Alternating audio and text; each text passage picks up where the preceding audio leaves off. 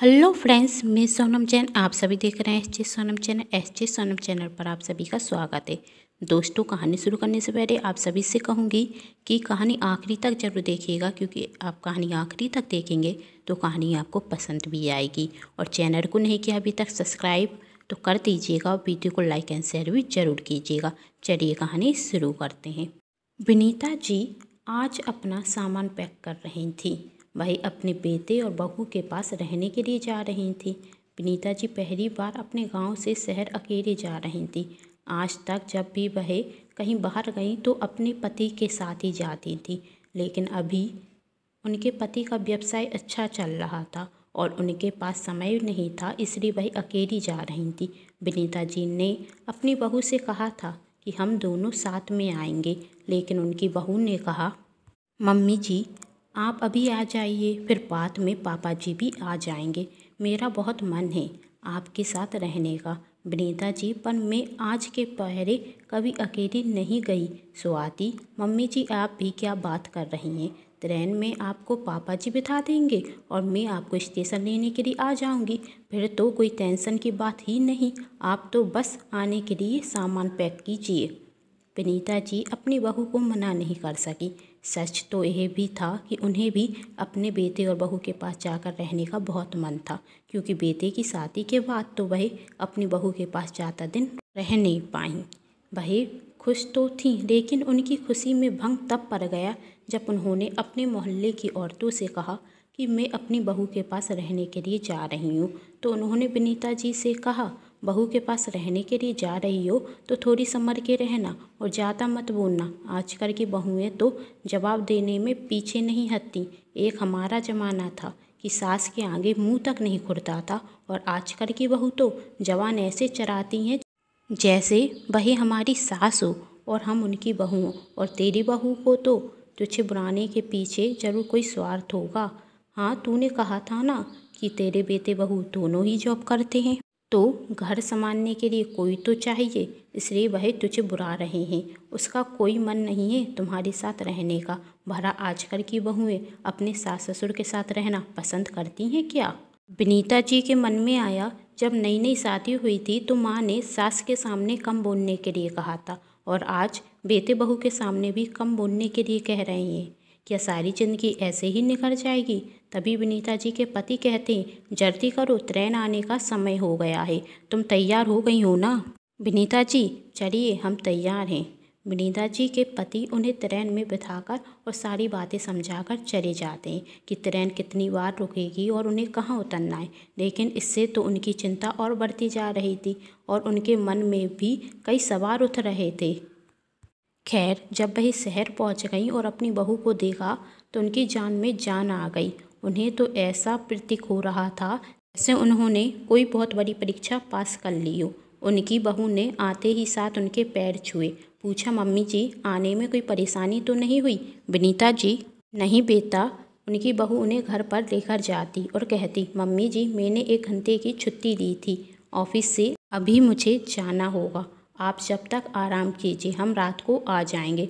पर अपनी बहू का इस तरह ऑफिस जाना विनीता जी को पसंद नहीं आया। सोच रही थी, बहू ने तो कहा था, मम्मी जी मुझे आपके साथ रहने का मन है, लेकिन वह तो मुझे घर पर अकेला छोड़कर चली गई। शायद मोहल्ले की औरतें सही कह रही थी, मेरी बहू ने मुझे घर की देखभाल करने के लिए ही बुलाया है।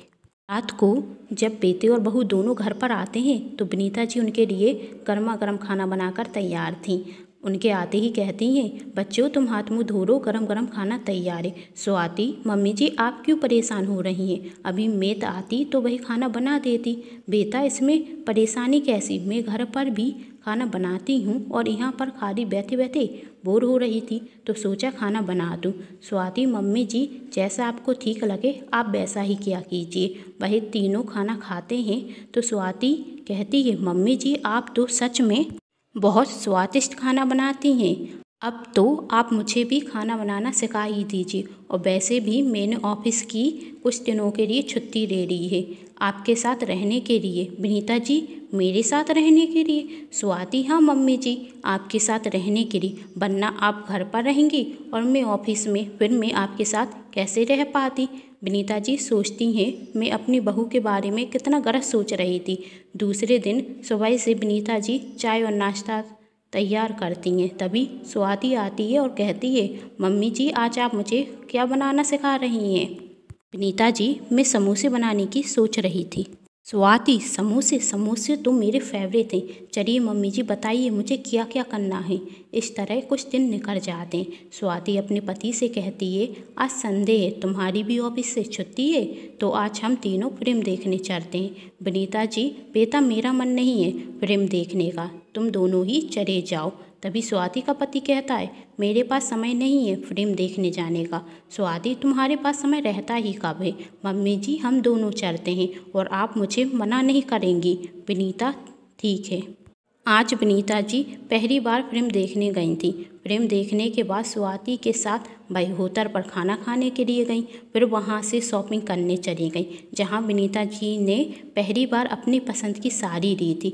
विनीता जी ने आज तक सिर्फ अपने पति के पसंद की ही साड़ी पहनी, या कभी कभी उनका बेटा भी ले आया करता था। आज पहली बार उन्होंने अपने पसंद की साड़ी खरीदी। वह आज बहुत खुश हैं। उन्हें खुश देखकर स्वाति भी बहुत खुश है। ये सब कुछ स्वाति ने जानबूझकर ही तो किया था, क्योंकि वह अपनी सास को खुश रखना चाहती थी। जब स्वाति शादी कर कर पहली बार अपनी ससुराल गई थी, तो उसने अपनी सास की लिखी हुई डायरी पढ़ी, जिसमें उनकी छोटी छोटी खुशियाँ जो अधूरी रह गई थी उसके बारे में लिखा था। वह बहुत अच्छी कविताएं भी लिख लेती थीं, और जब भी वह अखबार में किसी की कविताएं लिखी हुई देखती तो उनका मन होता कि वह भी अपनी कविताएं अखबार में निकलवाएं, उनकी भी फ़ोटो अखबार में आए, उन्हें भी लोग जाने, उनकी भी अपनी एक पहचान हो। पर ना जाने क्यों वह ऐसा कर नहीं पाई। उनकी हिचक उन्हें आगे बढ़ने ही नहीं देती और अपनी इच्छाएं वह दबा जाती। उन्हें किस बात का डर था शायद वह भी नहीं जानती थी। वह अपने पति को भी दोष नहीं दे सकती थी, क्योंकि आज तक उन्होंने अपने पति को अपने मन की बात बताई ही नहीं। लेकिन जो बात उनके पति और बेटा कभी नहीं जान पाए, आज उनकी बहू जान गई, क्योंकि एक औरत के मन की बात दूसरी औरत जल्दी जान जाती है। स्वाति ने उनकी छोटी छोटी इच्छाएं तो पूरी कर दी। अब उसका सिर्फ एक ही मकसद था, अपनी मम्मी जी की लिखी हुई कविताएं को मैगजीन में छपवाना और उन्हें एक नई पहचान देना। अब देखते हैं स्वाति यह सब कैसे करती है, वह अपनी सास को इस सब के लिए कैसे तैयार करती है। घर पर जाने के बाद विनीता जी सोचती हैं, मेरी बहू जितनी अच्छी बहू किसी की हो ही नहीं सकती।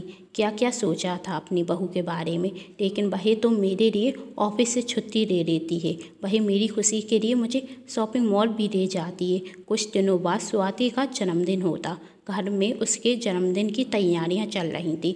बहुत से मेहमान भी आने वाले थे। उसके ससुर जी भी उसका जन्मदिन सेलिब्रेट करने के लिए आ रहे थे। जन्मदिन के दिन स्वाति अपनी सास से अपने लिए तोहफा मांगती। उसकी सास उसके ससुर जी द्वारा लिया हुआ तोहफा उसे दे देती और स्वाति कहती, ये तो पापा जी लाए हैं, आप मुझे कोई और तोहफा दीजिए। विनीता जी, बेटा मैंने कुछ खरीदा ही नहीं। स्वाति, तो अच्छा है, जो मैं मांगूंगी अब आपको वह मुझे देना पड़ेगा। वही कहती, आप मेरे लिए जन्मदिन पर एक कविता सुनाइए। मुझे पता है आप बहुत अच्छा लिख लेती हैं। यदि आप मुझे अपनी बेटी मानती हैं तो आप जरूर सुनाएंगी। विनीता जी को शुरुआत में तो घबराहट होती, क्योंकि आज तक उन्होंने इतने सारे आदमियों के सामने बात तक नहीं की थी, तो वह कविता कैसे सुना सकती थी। पर स्वाति की जिद के आगे उन्हें कविता सुनानी ही थी। कविता सुनाने के पहले उन्होंने अपनी आंखें बंद कर ली, शुरू कर दिया। कविता खत्म होने के बाद सभी ने विनीता जी के लिए तालियां बजाईं। जब उन्होंने अपनी आंखें खोली तो सभी लोगों को उनके लिए तालियां बजाते हुए देखकर वह बहुत खुश होती। और कई लोग कहते, स्वाति तुम्हारी सास तो सच में बहुत टैलेंटेड थे, कितना अच्छा लिख लेती हैं, इन्हें तो अपना लिखा हुआ मैगजीन में निकलवाना चाहिए। जैसे विनीता जी के मुंह की बात किसी और ने अपने मुंह से कह दी हो। सबके मुंह से अपनी प्रशंसा सुनकर विनीता जी बहुत खुश थीं। वह जो चाहती वह उन्हें मिल गया था, लेकिन इतना ही काफ़ी नहीं था स्वाति के लिए, वह कुछ और भी करने वाली थी।